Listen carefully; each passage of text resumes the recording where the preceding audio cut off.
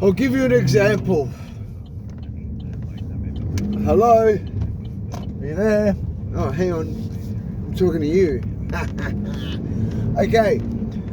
So, on my social media feed, you scroll through, and I've put this life well and truly behind me. But some people come up that do jail conversations and whatnot. They talk about the good old days of jail and Sydney siders and whatnot, Spaniards, all these people. Every now and then they come up. Well, one day I just thought I'll have a listen in. I'll see what this guy's talking about. So I'm listening in to this guy doing similar to what I'm doing here. And he's talking about jail, and he's talking to this prison guy. And he goes, bro, he was Arab. He goes, bro, it's ugly in there, cuz. It's ugly in there now, cuz. I knew exactly what he meant. What he meant is, since there's been a thing called Sublocade, so the most trafficked drug inside the prison system was a drug called buprenorphine. It's a synthetic opiate.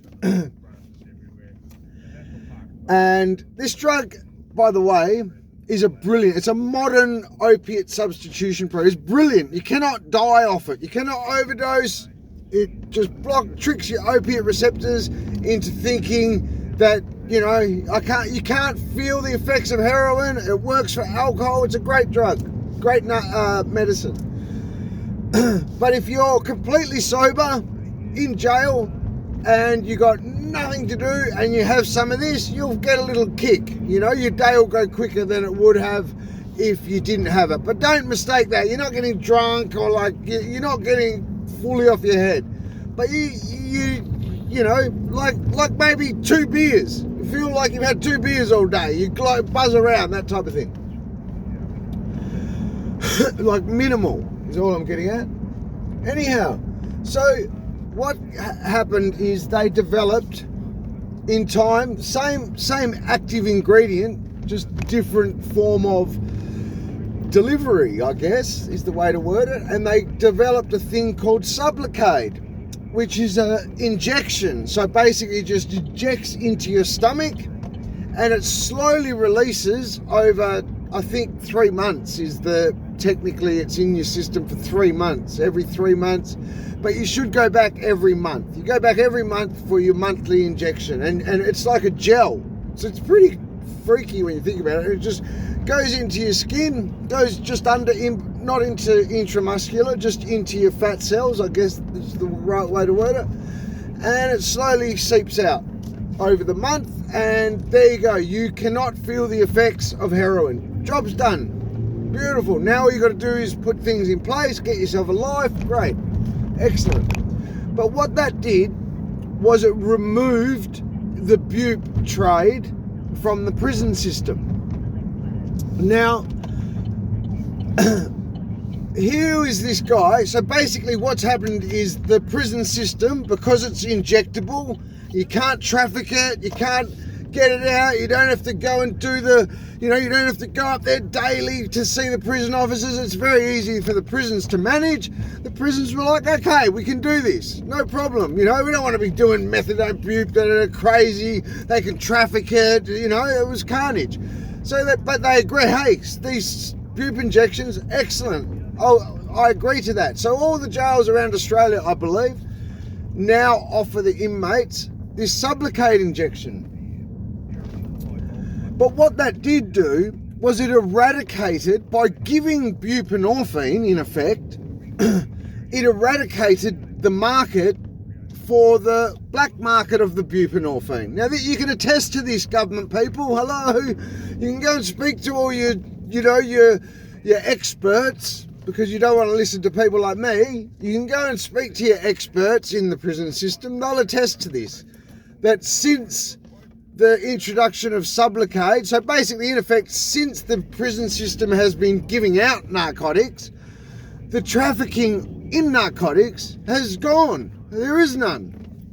My point to this, and this is what I was thinking, I'm listening to this guy talk, I put my phone down, I'm thinking, my God, that is nearly...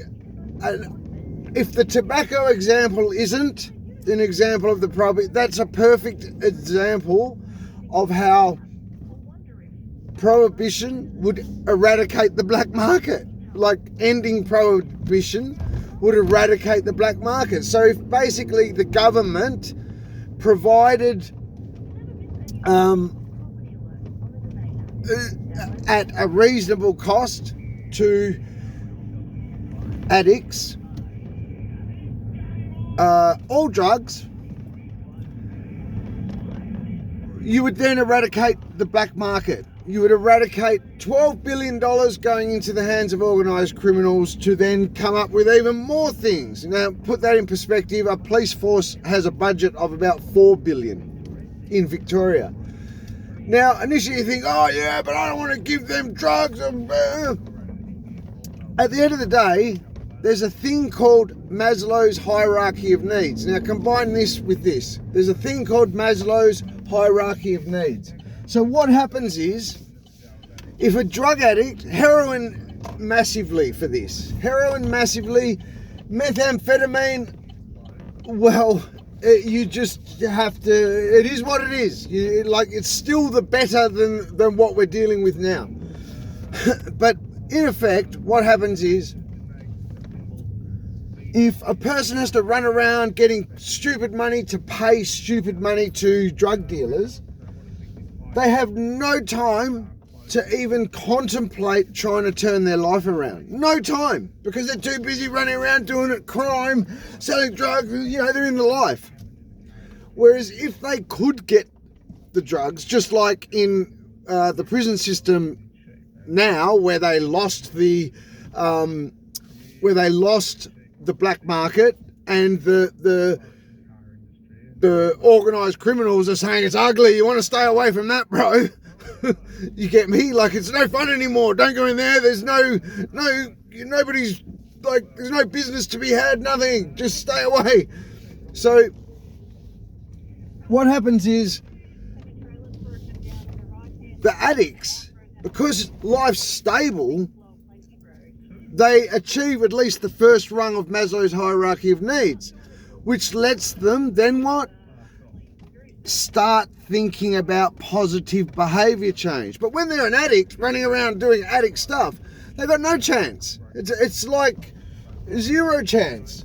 You just do not, and that's all doctored fact, And so you sort of think, oh yeah, we'll just have drug addicts everywhere. It doesn't work like that. It works the reverse to that.